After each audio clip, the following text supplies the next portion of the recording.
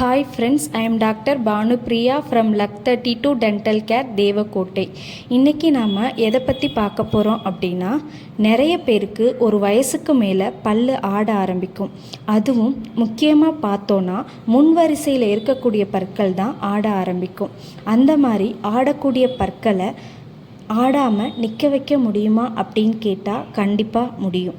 So இன்றைக்கி இந்த வீடியோவில் இதை பற்றி தான் பார்க்க போகிறோம்.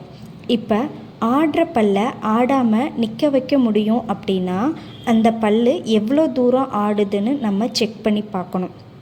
இப்போ ஓரளவுக்கு தான் பல் ஆடுது அப்படின்னா அந்த பற்களில் உள்ள பற்காரைகளை நீக்கிட்டு, அதாவது க்ளீன் பண்ணிவிட்டு பக்கத்து பல்லோட சப்போர்ட்டில் ஆடாமல் நிற்க வைக்க முடியும். ஆனால் பற்கள் ஓரளவுக்கு மேலே அதிகமாக ஆடுது அப்படின்னா அந்த பல்லை ஆடாமல் நிற்க வைக்க முடியாது. அந்த மாதிரி சுச்சுவேஷனில் அந்த பல்லை எடுத்துட்டு வேறு பல்லு கட்டிக்கிறது தான் கரெக்டான ட்ரீட்மெண்ட் ஆப்ஷனாக இருக்கும்.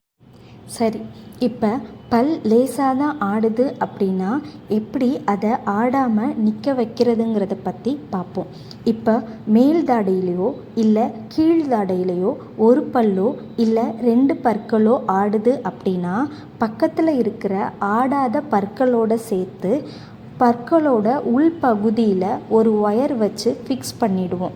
ஸோ ஆடாத பற்களோட சப்போர்ட்டில் இந்த ஆடும் பற்கள் ஸ்ட்ராங்காக நிற்கும்.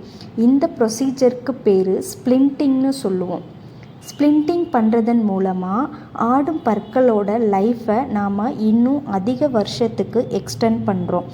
இதன் மூலமாக உங்களோட ஆடும் பற்களை எடுக்காமல் பாதுகாத்து வச்சுக்கலாம்.